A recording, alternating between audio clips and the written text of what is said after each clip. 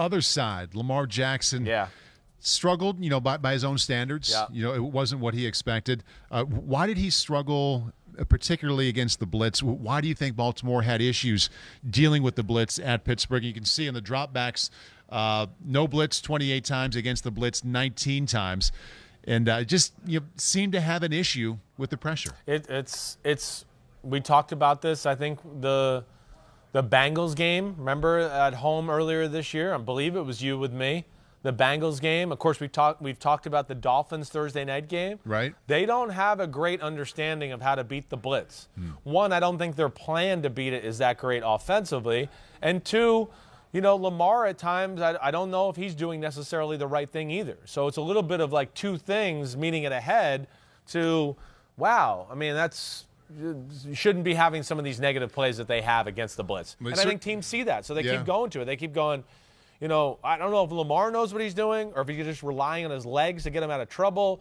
And I'm not sure necessarily if Greg Roman has a lot of answers either. So nobody's scared to kind of, push the envelope a little bit on these blitzes. We certainly didn't have an answer for T.J. Watt. No. On that day. And a lot of people haven't. No, they don't. Leads the league in sacks, phenomenal. but he had a day. That, and then the fact of blitzing, and Lamar's got nobody open or not knowing where to go, and he runs or holds the ball too long, and he fell into T.J. Watt's lap, I think, two different times too. Yeah, it happened more than once. Yeah, so but yes, it just was an underwhelming effort by Lamar and the offense. I put it on both. I look at Lamar in this game and go, we're going to show some plays where he missed it.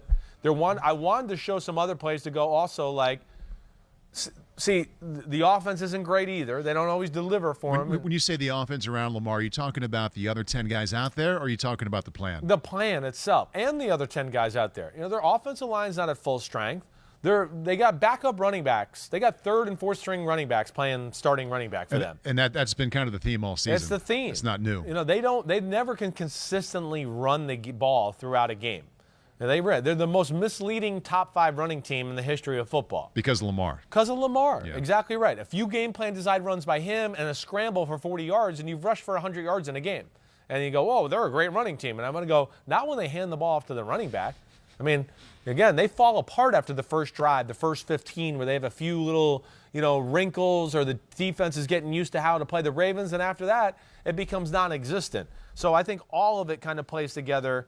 And, Lamar did not play his best. But like I said, the offense, and there was a few plays I wanted to show here, but we didn't have great angles of the coverage on, like, the TV cuts and stuff to go, like, look, here, he's trying to throw to this guy, but they got 4 guys around it. And that's not helping, let alone he's not helping himself, too. We do have a number of plays here, I think 4. Yeah. Let's start out halfway through the first quarter, 3rd down and 6. I think Lamar's going to get picked here. Well, again, maybe the biggest play of the game, really, when you look back at it, it's an all-out blitz look. It's 5-on-5 and 5 guys covering 5 guys, and you got 6 pass rushers against 5 blockers. That's all it is.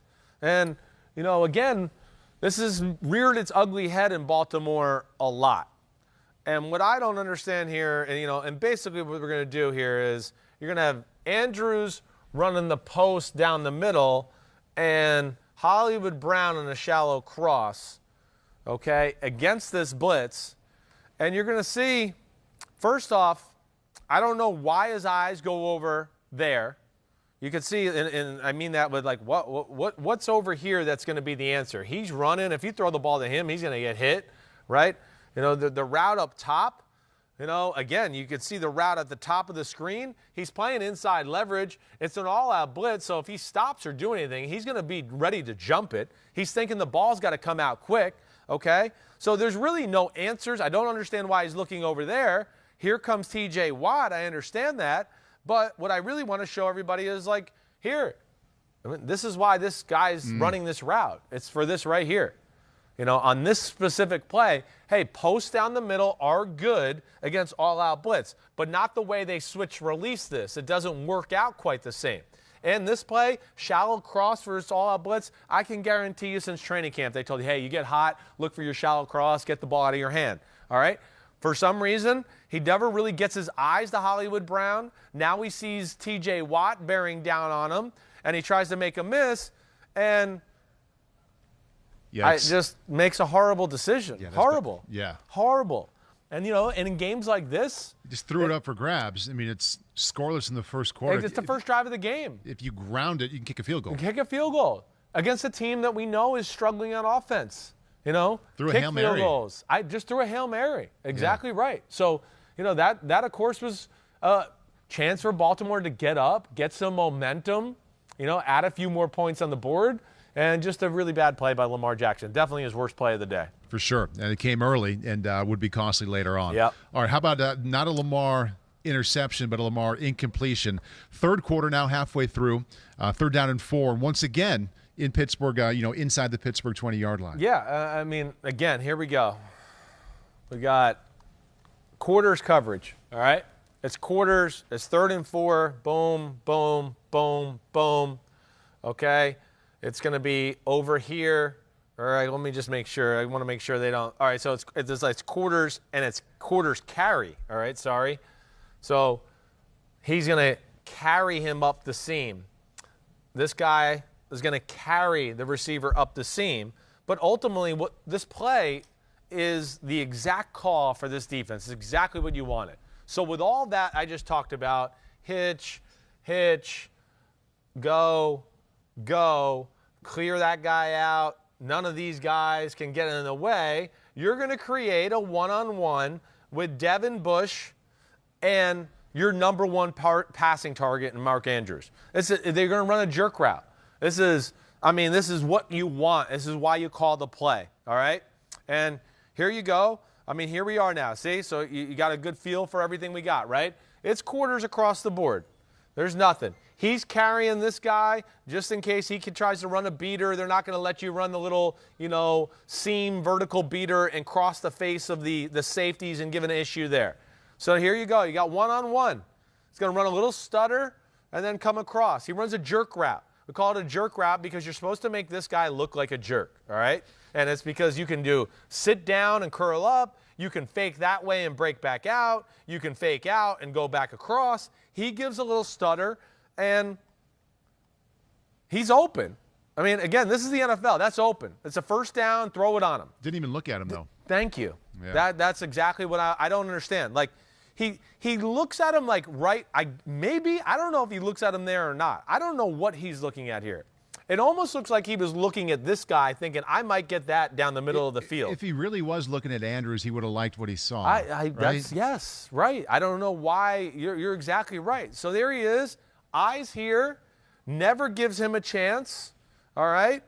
And boom, throws it out here to a guy who has nothing to worry about as far as Ahkello Witherspoon other than this guy, because this guy's basically doubled. So he's not worried about him at all. Not at all.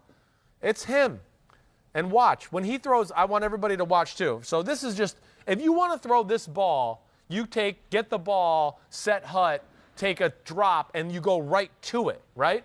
You don't go, let me look somewhere else, and then go late over in the flat to my running back first at corner. That's a recipe for disaster. But what I want everybody to watch here is watch. I love Mark Andrews. His body language here. Because he's going, wait, this ball's coming to me. I'm going to get the first down. Everybody watch him right here in the middle of the screen. And when the ball doesn't go his way. Watch. Puts his arm, gives it the old head. I wish you could continue to see it on coach's film. And if you put me back on camera, the ball goes incomplete. He turns around and he's like.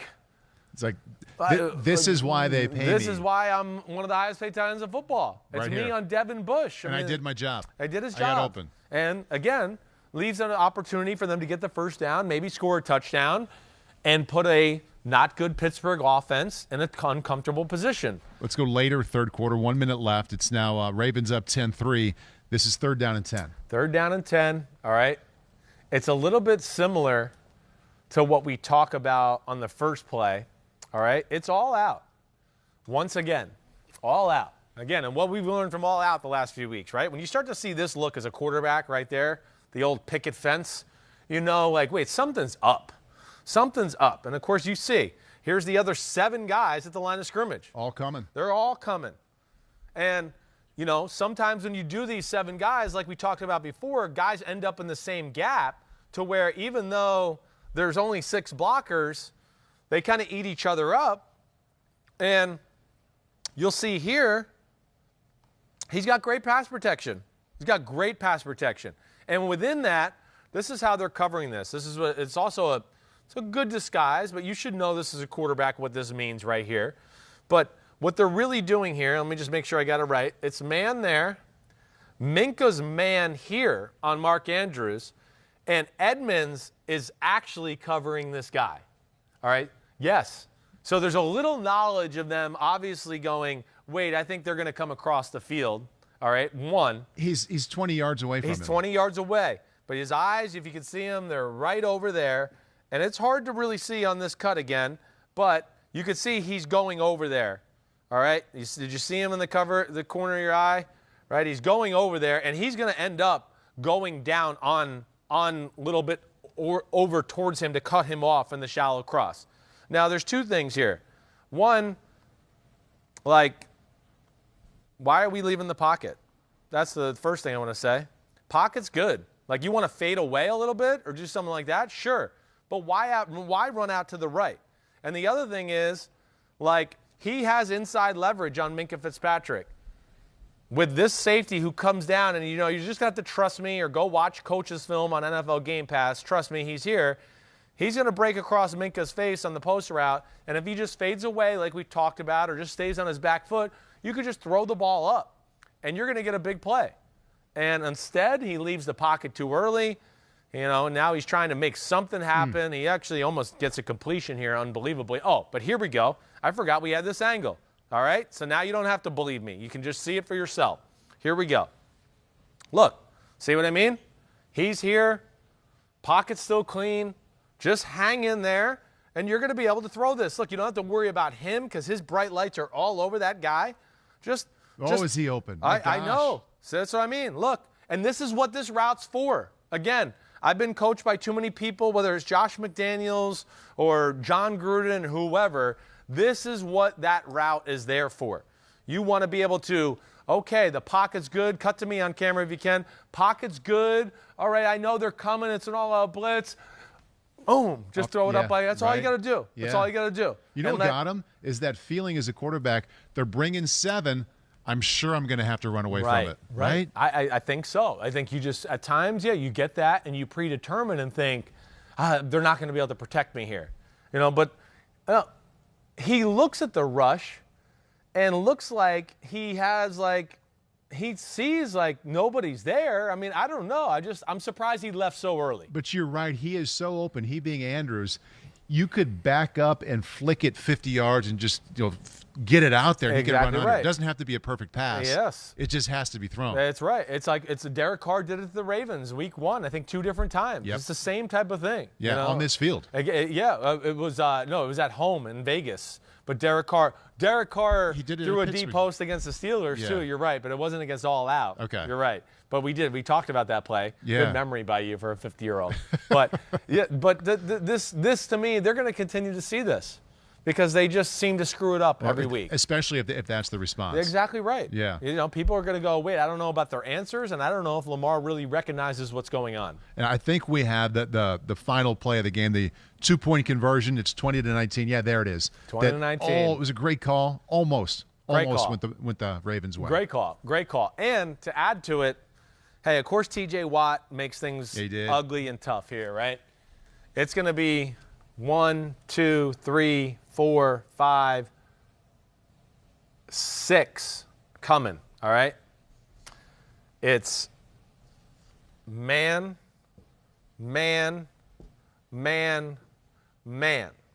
Now, Pittsburgh's smart. They're not going to do like what Seattle does to Jamal Adams and always put their guys in like just an unwinnable position, right? So within this, right, he's going to give the little run fake, all right? Andrews is going to come out the back door here like this, right? Well, Pittsburgh's too well coached on defense to go, that's realistic to ask this guy to go over there and cover him. Because, of course, if they run anything like this, right, he's going to get picked, and it's going to be a slam dunk completion. So what they do is they have a call, and it ends up being if this guy crosses the formation, Devin Bush is the one that's going to be responsible for getting him. Now, he messes up. He doesn't get it, and that's why you're going to see Mark Andrews wide open, all right? but you'll see the reaction after to show you. You know, yeah, he's worried about the run. You get that, right? So boom. And this is, I mean, of course, this is the guy that makes the play because he didn't bite on the run fake at all. At all. And he knows he doesn't have to because he probably knows we got the blitz front side. I'm just going to let those guys run after the running back. I'm going to take Lamar unless they do some quarterback play or quarterback run. And that pressure, of course, look, I mean, Lamar's not expecting. He's like, oh, my gosh. Gets the ball. Just misses the throw. I mean, just misses it. And look, here we got Devin Bush running, right? And I hope we can see it on here because Edmonds turns around and Bush is like, oh gosh, because they talk like, dude, that was you. Yeah. And you know, Devin Bush is a little bit like, thank you for saving my ass. Holy crap, I almost became the bad guy. But yes, you know, all in all, it was his job to see this guy come across, and he's got to be in the flat because, again, you can't realistically ask him to cover across the field like that. And missed opportunity by the Ravens, you know, again. And it's a big win for the Steelers. I think Watt had 3.5 sacks, a tangible part of what he did. He didn't pick up any numbers there, but he altered that throw just enough. Right. To where Screw stats. They didn't get those 2 points, right? Screw the stats. Yes, that's a the play up stat right there. There you go. That's what that is.